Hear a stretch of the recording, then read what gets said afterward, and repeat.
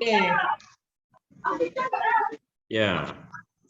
And So it'll be great. So you mentioned that this patient is an ADD patient. Is that correct?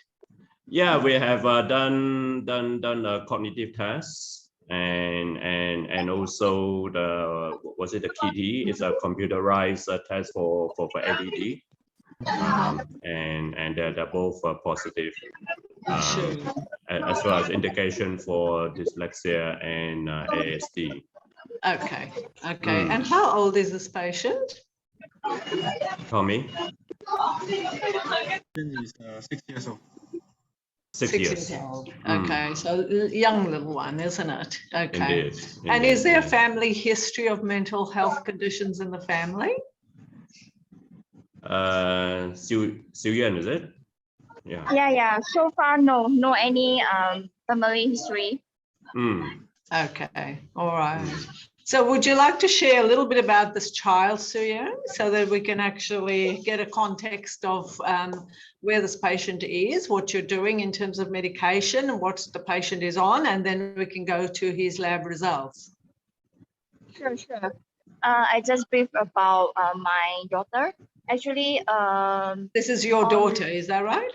Yes, my daughter. I see. Her name is 6 years old. She born on 27 December 2016. 2016. 27th December, end of the year. Sure. Christmas baby.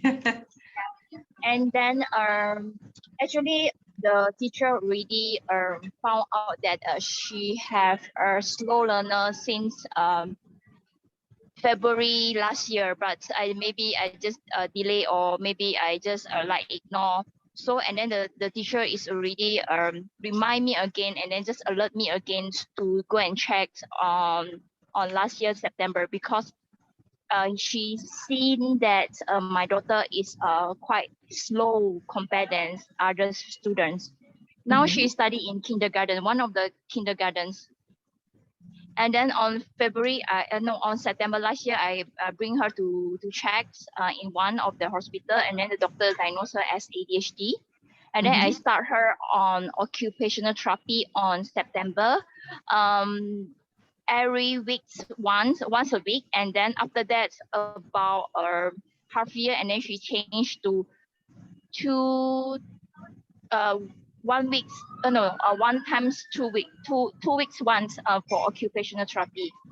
Okay, occupational therapy, yes. Yeah. And after that, I also bring her for the Chinese medication for the acupuncture, but sadly that she can't take it, the needle pain. And sure. Then it's a bit tough, isn't it, acupuncture for a 6-year-old? Something like it's more than 20. Suyang, would you like to position your screen so that we can actually see you?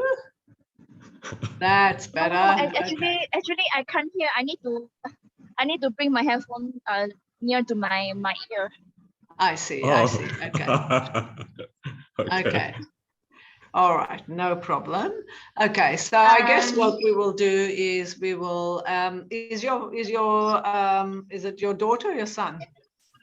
Daughter. Is she on any medication at the moment? Now she on Chinese medication that given by a doctor, and then few medication, Chinese medication. I already informed Dr. Edwards and Mr. Tommy. They aware it about the medication is a mixed medication. I think it's more than 5 or 10 or something like that. And then she takes once a day, and then she on fish oil supplement that I give to her about 1,200 mg with the EPA 600 mg and DHA 300 mg, and then she on vitamin C 500 mg per day, and she on colostrum once a day. Okay, so does this little one have any gastrointestinal issues? In other words, any gut issues? According to my observation, she sometimes will have constipation, but according to Chinese acupuncture doctor, he say that my daughter have have the GIT is not so good. I mean, digestion is not so good. Mhm. Her appetite And is not she so responding positively to the traditional Chinese medicine herbs? and for her it's not difficult to have a medication. She accepts it. I tell her that if you want to be cured, then you have to get this Yes. medication. So she's not consistent in taking the medicines because, of course, the medicines, Chinese medicines, are pretty awful in their taste, isn't it? Yes, bitter. So I mix with the chocolate flavor for the milk. Yeah, chocolate flavor. Sure. All right. So what we're going to now do is we're going to now share our screen and we're going to have a look at basically some of the results that have been given to us. So what Dr. Edward and Dr. Tommy have produced for us are 2 tests. Can you see the screen? Yeah, I can see the screen. Okay, all right. So I'm going to just explain to you what is going on in the testing, and then we can look at ways we can adjust where she's at. So the Pfeiffer profile actually identifies the nutrient imbalances in her body that has been shown to be affecting her mental health.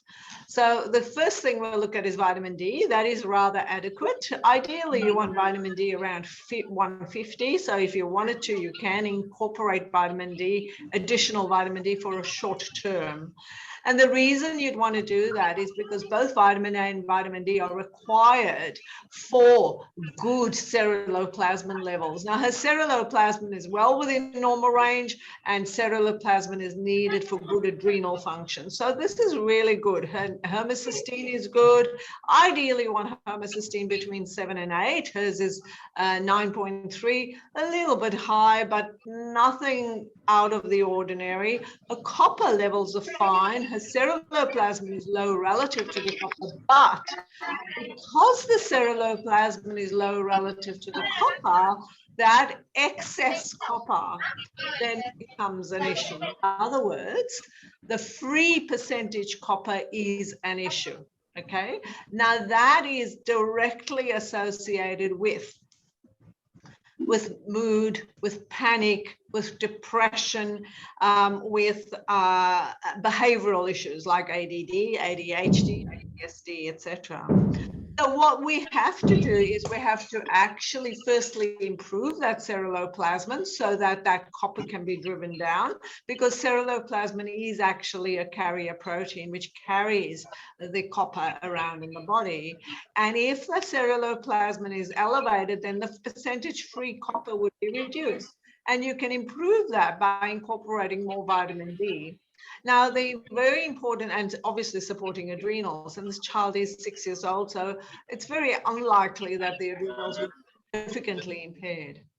So the other thing that we need to do is drive down that excess copper. And the way we do that is use zinc, manganese, magnesium, amino acids such as threonine, glutamine, histidine, and cysteine. These are the sorts of amino acids that will actually help the patient quite significantly. And then when we move on to the rest of the report, we can see that SAMe is low, Psi is low, therefore the ratios are out of whack. So here we can see that there is a big issue with methylation. SAMe, S-adenosylmethionine, is probably the most important methylating cofactor in terms of methylation. So we do need to incorporate SAMe into this child. So SAMe is probably one of the major things we need in order to regulate her methylation pathways. Psi is also on the low side, so we might need to incorporate something like some of the amino acids such as creatine and the ones that we've just spoken about to drive down that excess copper, such as glutamine, histidine, cysteine, threonine, etc. Okay. Then in addition to that, we can see that a histamine is on the low side. Typically, a patient who is overmethylated will have a high copper and a low histamine. So here we can see this is why we use histidine to actually clear out that excess copper. So we need to this patient's clearly overmethylated and has a problem with SAMI. So I would suggest that you give her more protein, such as meat, tofu, lentils, etc., which is rich in methionine. Also give her magnesium. Also give her histidine, which is an amino acid. You also need to give her SAMI, which is supporting the SAMI-SAR pathway. You also need to give her vitamin D to support ceruloplasmin. You also need to give her some creatine and other amino acids like glutamine and threonine as well to support and clear the excess copper. All right, and of course zinc. Where is the zinc level? Zinc is on the low side. So zinc counters copper. If copper is excessive, you definitely need to put zinc into the system to drive down that excess copper. All right, so that's very important. So now that you've got a prescription, Dr. Edward can possibly have that compounded for this child, and it'll be so much more effective and so much more palatable than some of the herbs that you might be using. A lot of kids won't take herbs. So just to summarize, remember we said that SAMI was low and SAR was low. So we do need methionine, and we need high levels of protein to support the methionine pathway, as well as magnesium to ensure that we've got enough SAMI. Also using amino acids like glycine and vitamin B3 to ensure that movement to actually help stimulate this whole SAMI pathway in methylation. Okay, so that's what we've got to do. Now let's move on to our neurotransmitters. Now the neurotransmitters we are going to use, because this child is 6 years old, we do not use the adult optimal range. We actually use the range that is actually in the report. All right. If the child was over 11 years old, we'd use the second page reference ranges. So now let's have a look at what we want to look at is a number of pathways. So I want to show to you what we're seeing in the neurotransmitters. Now, neurotransmitters are in actual fact your excitatory and inhibitory neurotransmitters. These are ones that get you up and going, and these are the ones that get you quiet and relaxed. So what we're wanting to do is make sure that all of them are within normal ranges. So the first pathway we look at is serotonin, and as we can see, that is way below the reference range. So low serotonin actually means sadness, right? Low serotonin also means changes in insulin receptors. So as serotonin goes up, so does insulin. And so there's usually a low serotonin is usually the start of insulin sensitivity and insulin resistance. So we can also see its clearance of serotonin to 5-hydroxyindolacetic acid is very low. So this pathway needs to be supported. In other words, we've got to make more serotonin. But the problem here is that we've got one of the excretory metabolites are exceptionally high. That's hydroxykinurates. Now let's explain this to you. If we have a look at serotonin, we can actually see that the tryptophan is activated to 5-hydroxytryptophan to produce serotonin. Serotonin, once it's used up in the body, is converted into 5-hydroxyindolacetic acid, which is its excretory. It's cleared from the body through this pathway. Serotonin is low, 5-HIAA is low. This patient is sad. This patient has low mood. This patient has a tendency towards depression. And this is very typical in ASD and ADHD kids, because you don't actually recognize it. They don't even know what's going on for them. So what you need to do then is, and remember what we said is that the kynurate pathway, which is 3-hydroxykynurenine, was exceptionally high. So what does that mean? That is, in the absence of tetrahydrobiopterin, iron, and vitamin B6, 5-hydroxytryptophan, and tryptophan, these are the very chemical factories that make serotonin. If that is absent, then the tryptophan is in actual fact converted into neurotoxic compounds. So this is when we call it a serotonin syndrome, when patients become more depressed when they're on antidepressants, because this pathway is activated from tryptophan to its neurotoxic compounds. So what we now need to do is ensure that we're putting all the right cofactors, your tetrahydrobiopterin, which is a derivative of folic acid, your iron, your B6, tryptophan, and 5-hydroxytryptophan, and SAMe, all of those will increase the production of serotonin. Okay, so obviously Dr. Chan can obviously guide you through compounding something that would be suitable for this child. Now, the next thing we have a look at is, so we can see that serotonin was low, but look where GABA is. GABA is within normal range, but low normal. GABA comes from glutamine, which is within normal range, and glutamate, which is within normal range. So GABA being low normal is within normal range, but low normal. So if serotonin is depleted for a long period of time, remember glycine is needed to make GABA, so glycine is low. So if glycine is low, she can't relax. If GABA is low, she'll get anxiety, panic. All right. And panic is part and parcel of excess copper as well. So you would want to ensure that you're giving her some form of GABA or glutamine with her serotonin support. Now we look at the next pathway and we look at histamine. Now, histamine, interestingly, is high. We know that the histamine or histidine was on the low side in her copper pathways.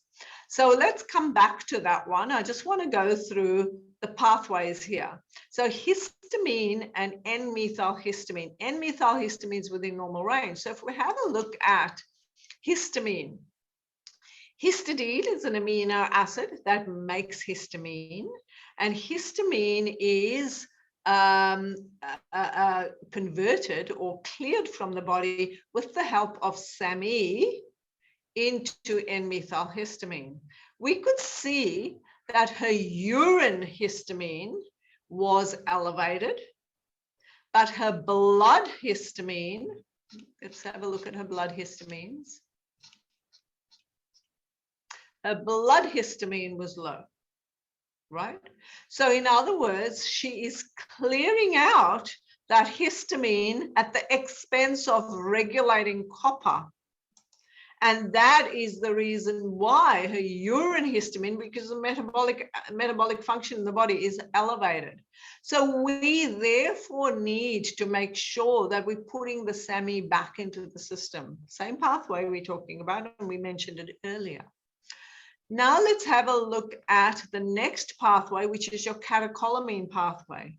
We can see that dopamine is fine, so she doesn't have a problem with dopamine. She has a problem with clearing that dopamine because DOPAC is low, and I'll explain that to you in a minute. Her noradrenaline is low and adrenaline is high. Now, what does this all mean? When adrenaline is high, then she's on this constant flight, freeze response. In other words, cortisol is elevated. When cortisol is elevated, that pushes up the adrenaline. In other words, if you've got a lot of stress, it sends signals to the brain to release adrenaline to react to that stress. If adrenaline is pushed out of the adrenals all the time, then what we're going to, and the brain responds through adrenaline rush, then it depletes noradrenaline eventually. So what does that mean? So we can see that her dopamine was within normal range, right? DOPAC was elevated. Why? Because she's got the copper excess. That's stimulating the dopamine decarboxylase as well as the monoamine oxidase enzymes. So her dopamine was normal. Her DOPAC was, where was DOPAC? It was super low. So here we can see that if dopamine is normal, DOPAC is low, that copper excess is not clearing it away effectively enough. Instead, it's driving down because the body is needing to react to that stress. That adrenaline will always be elevated until the adrenals say, I can't cope anymore, right? And that's when the adrenals will say, I can't do this anymore, right? So this is the reason why we need to regulate this pathway, dopamine to noradrenaline to adrenaline. And as you can see, her dopamine was within normal range. Her noradrenaline was low and adrenaline was high. So here we've got normal, low, and high.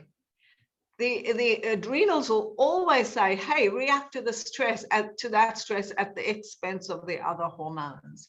So we need to therefore drive down that adrenaline by driving down that excess cortisol. Now, we haven't measured cortisol, but we can clearly see that that cortisol would, any ADD or ASD child would have this internal angst because they're not responding the way the other kids are responding, and they possibly having this internal stress. You know, you might be screaming at the child saying, you know, you should be able to do this, etc., and the child has an internal stress mechanism. So you therefore need to use adaptogenic herbs to actually help drive down that stress. You also need to, we did see that the noradrenaline was on the low side. So when we see people who have very low noradrenaline, typically you would see rather severe anxiety, feeling low, feeling closed in, okay? Or they could go through this bipolar effect with low noradrenaline as well. So some, particularly adults, they might get angry and aggressive and irritable, followed by the meek as the mouse a depletion. So that up-down effect, almost like a bipolar or split personality disorder, is associated with a low noradrenaline, okay?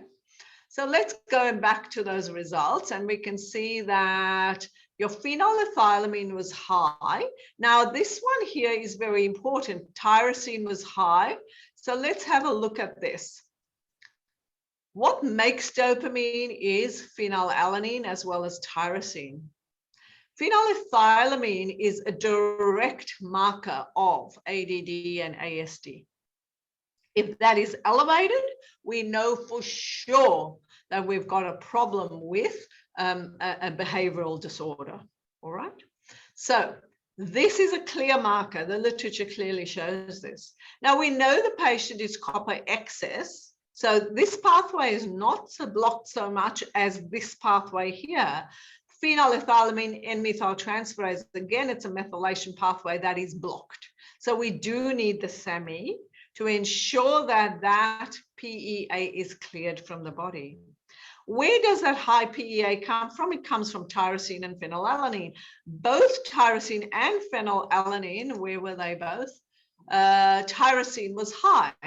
Tyramines were high. So in other words, if tyrosine is high, then she's going to have, tyrosine is needed to activate T4 to T3. So in other words, her T3 would be overly activated, right? Now, when you've got a high active, she might not have anything going on with the thyroid, but when your T3 is overactivated, you get the heart palpitations, okay? You get the hyperventilation, and this is typically what you would see. So when you see tyrosine elevated, we need to ensure that we have enough tetrahydrobiopterin iron to ensure that it is cleared. We need enough tetrahydrobiopterin iron and B6 to ensure that that tyrosine is cleared into dopamine, noradrenaline, and adrenaline. So we've got to make sure that each of these pathways are actually working effectively. Makes sense? Okay. So now what we do to summarize, we need to think of a few things. One is, number one, we have to, and this is based purely on her results, we might need to give a short-term vitamin D supplementation, really to help push up the activity of ceruloplasmin and drive down copper. We need to give her zinc, SAMe. We need to give her her amino acids, such as glutamine, threonine, histidine, etc., to actually help this particular pathway and drive down excess copper. We also need magnesium, manganese, and molybdenum. Then we also need to make sure that you're giving her some level of SAMe, vitamin B3, to actually stimulate that SAMe-SAR pathway, and don't forget to top up her zinc levels as well. Okay, right. Now, when we're looking at her neurotransmitters, it's clear that a serotonin system needs supporting. So using strategies like tryptophan, 5-hydroxytryptophan is not enough. You do need the vitamin B6, you do need the iron and the tetrahydrobiopterin. So many times we've mentioned iron and so how important it is, okay? And also iron is rich in our meat products, and meat is rich in methionine, and methionine is needed to support SAMe. So you definitely need to look at the diet as well. The 3-hydroxykynurenine is elevated because of the lack of the cofactors that are requiring to be producing serotonin. As we can see, we can look at the histamine pathway after we've corrected your copper clearance, but we do need to ensure that your dopamine is fine, but we do need to ensure that we're clearing that tyrosine. We need to clear. So we do that through using iron, tetrahydrobiopterin, and vitamin B6. So we're clearing that tyrosine. We're making sure that dopamine is converting into noradrenaline. So in other words, that copper that is in excess is in actual fact doing its job, not sitting accumulating in the blood. And we need SAMe to ensure that this whole pathway is actually cleared away from the system. So that's the summary of where your little one is at the moment. So if she's not responding or it's not, Chinese medicine is very powerful, but if she's not taking it due to the taste, you might need to consider putting some of these nutrients that we've just mentioned in a compounded version for her to take in, and it could be aesthetically palatable by adding various flavors, and they're usually in a form of a powder that a compounding pharmacist can make up for you. Any questions? So far, no, and I'm going to request a report from the Dr. Edwards and Mr. Tommy. For the supplements, full supplement that she's supposed to taking, and then what is a treatment plan for my daughter? Okay, so we've just mentioned all of the supplements that your daughter would need, and Dr. Edward Chan is your physician. So he would actually arrange to have a prescription that is tailored for your daughter made up. Sure. Thanks, Dr. Vanita. Good. Anybody else with any other questions? I see somebody's got their hand up. Oh, no, not really. Okay, it was my hand that was up. That's no good. Elika, any questions? Hi, doctor. How are you? Thank you so much for the explanation. I learned a lot. Not any questions so far. Thank you so much for your explanation. Excellent. Now, if you really want to learn a lot more about neurotransmitters, you can definitely go to vanitadahia.com, that's my website, and have a look at the nuts and bolts of neurotransmitters. This really digs very, very deeply into neurotransmitters, you know. It's just like I mentioned serotonin is sadness. That's not true. That's only one little tiny bit of what serotonin does in the body. So definitely go out, and there are education materials available, so you're welcome to go and access that. Thank you so much, Doctor. Sure. Okay, shall we call it a wrap up? Thank you, Vanita. That was very insightful, and I also learned a lot. Like that, especially the histamine blood can be low, and the histamine, yeah, with the high histamine urine. That is very insightful. Thank you. That's true, yes. And it can be contradicting. And so unless you actually treat the underlying cause, you can't actually address the issue at the end of the day. Yeah. And which is why it's important to have these two tests done together, so you can see both the results. Right? Absolutely. Yeah. Yes. Yeah. Okay. Thanks so much for your time. Till next time. See you then. Thank you so much. Bye-bye. Have a good day. Bye. Have a good day.